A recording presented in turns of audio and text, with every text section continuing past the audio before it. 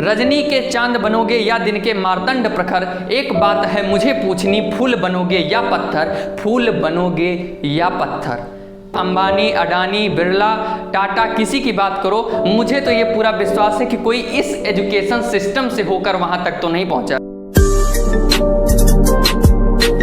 अमंत्रम अक्षरम नास्ति, नास्ति मूल औषधम, अयोग्य पुरुषो नास्ति, योजकस्तत्र दुर्लभ। यानी ऐसा कोई भी शब्द नहीं है जिसमें कोई मंत्र निहित ना हो, और कोई भी ऐसा मूल यानी जड़, पत्ती, किसी भी वृक्ष पौधे का जड़ ऐसा नहीं है जिसमें औषधीय गुण ना हो, और इस संसार में कोई भी ऐसा व्यक्ति नहीं है जिसमें कोई योग्यता ना हो, कोई गुण ना हो। तो सिर्फ खोजने की देरी है कि वह अपने आप को कैसे ढूंढ लेता है, अपने उस गुण को, वही इस संसार में योग्य है।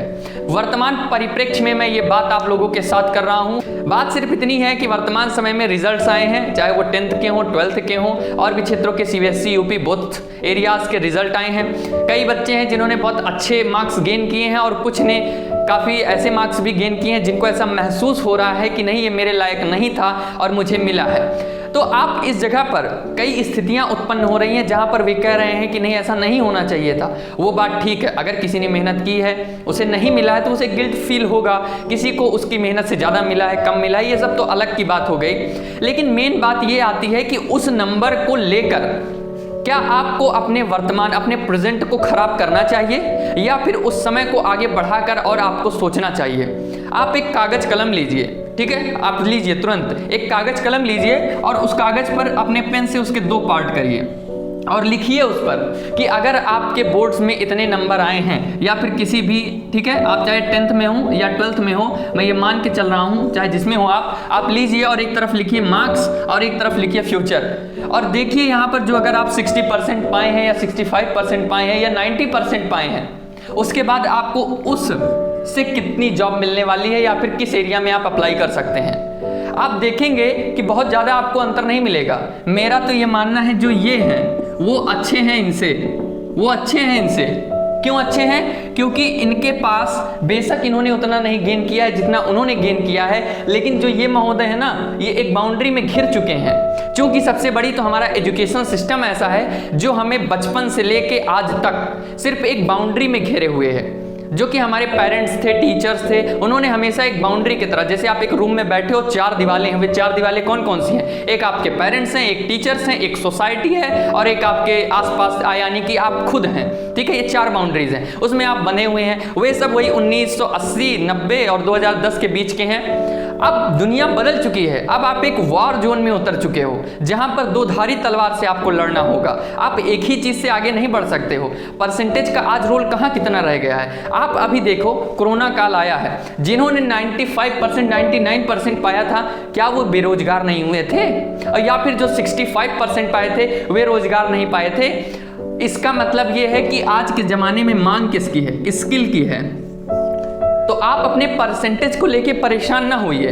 परसेंटेज सिर्फ नंबर्स हैं, सिर्फ और सिर्फ नंबर्स हैं। दुनिया में आपको ऐसे बहुत उदाहरण मिल जाएंगे जहां पर अच्छा परसेंटेज ना पाने वाले आज दुनिया पर राज कर रहे हैं, और अच्छा परसेंटेज पाने वाले सिर्फ एम्प्लॉय बनते हैं। ये अपने आप में एक फैक्ट है कि जो सबसे ज़्यादा हमेशा टॉप करने वाले रहे हैं वो ज़्यादा से ज़्यादा एम्प्लॉय बनते हैं, यानी जिसे आप ग्रेड ए स्टूडेंट कहते हो। ग्रेड बी स्टूडेंट उनसे नीचे के नहीं, उनसे एक और ऊपर के बनते हैं एम्प्लॉय, और जो ग्रेड सी के स्टूडेंट होते हैं वे बड़ी कंपनी की कोई CEO, कोई मालिक बन रहे होते हैं। आप वर्तमान परिप्रेक्ष्य में देखिए, इस एजुकेशन सिस्टम से गुजरते हुए, फिर चाहे आप अंबानी, अडानी, बिरला, टाटा, किसी की बात करो, मुझे तो ये पूरा विश्वास है कि कोई इस एजुकेशन सिस्टम से होकर वहां तक तो नहीं पहुंचा है।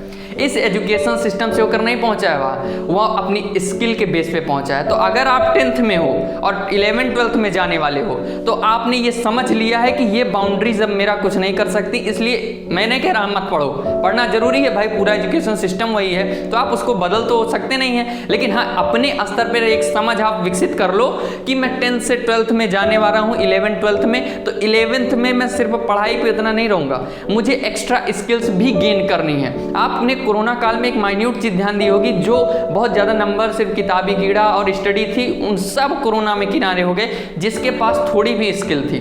उसने चाहे ऑनलाइन प्लेटफॉर्म से या फिर किसी भी तरीके से स्किल से पैसे कमाए हैं और अपने घर को भी चलाया है किसी भी परिस्थितियों में। और वहीं आप बहुत लोगों को देखेंगे जो कुछ नहीं किए थे, बहुत ज़्यादा पढ़े लिखे थे, लेकिन उनका वो एक भी काम नहीं आ रहा होता है। तो इसलिए अगर आप 12th से बाहर जा रहे हैं तो आपके पास आने वाला कॉलेज ग्रेजुएशन टाइम है, उसमें आप कुछ स्किल्स गेन करिए, अपने आप में कुछ अच्छा करिए, ठीक है। तो चूंकि अधिकतर लोग ये कहते हैं, अगर आप में से कोई बहुत ज़्यादा नंबर पाया हो, कोई बहुत कम पाया हो, आप एक बड़े भाई की तरह मान के चलो कि जो आपके दोस्त हैं जिनका मार्क्स कम आया है उनको कभी ये मत दिखाओ यार तेरा कम है मेरा ज़्यादा है। अरे आप दोस्त हो, आप साथ में हो, कम है तो भी उसके साथ रहो, ज़्यादा है तो भी उसके साथ रहो। ऐसा नहीं करना है, सीधी बात करनी है। जिस चीज़ के लिए एग्जाम हुआ ही नहीं उसके लिए आप गिल्ट क्यों फील करते हो? आने वाला भविष्य या फिर वर्तमान भविष्य ही कंपटीशन का युग है, कोई इसमें मार्क्स के बेस पे कुछ नहीं होने वाला है। तो आप स्किल्स गेन करिए, आप परेशान बिल्कुल ना होइए, आगे बढ़ते रहिए और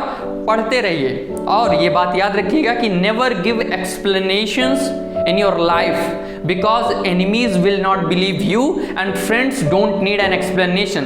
जो आपके सच्चे दोस्त होंगे, यानी आपके परिवार में आपके माता पिता, यहाँ तक कि आप स्वयं भी, और जो आपके सबसे अच्छे दोस्त होंगे वे कभी नहीं कहेंगे कि तुम ज़्यादा पाए हो कम पाए हो। वो हमेशा जानते हैं कि वो कैसा है, उसकी वर्च्यू, उसके अंदर गुण कैसे हैं, उसके खुद का इंट्यूशन कैसा है, वो जानते हैं। इसलिए उन्हें एक्सप्लेनेशन की ज़रूरत नहीं है। तो कुछ पंक्तियों के साथ मैं आपको छोड़ते हुए जा रहा हूं। मैं आपको आगे वीडियो में मिलता रहूंगा। अगर आपके मन में कोई भी डाउट, कोई भी दिक्कत है तो मैं आपका बड़ा भाई हूं, आपके साथ हूं। कमेंट करिए, मैं आपके साथ हूं। और मुझे आपसे एक बात भी पूछते हुए जानी है, और ये 4 लाइन भी आपसे कहते जानी है।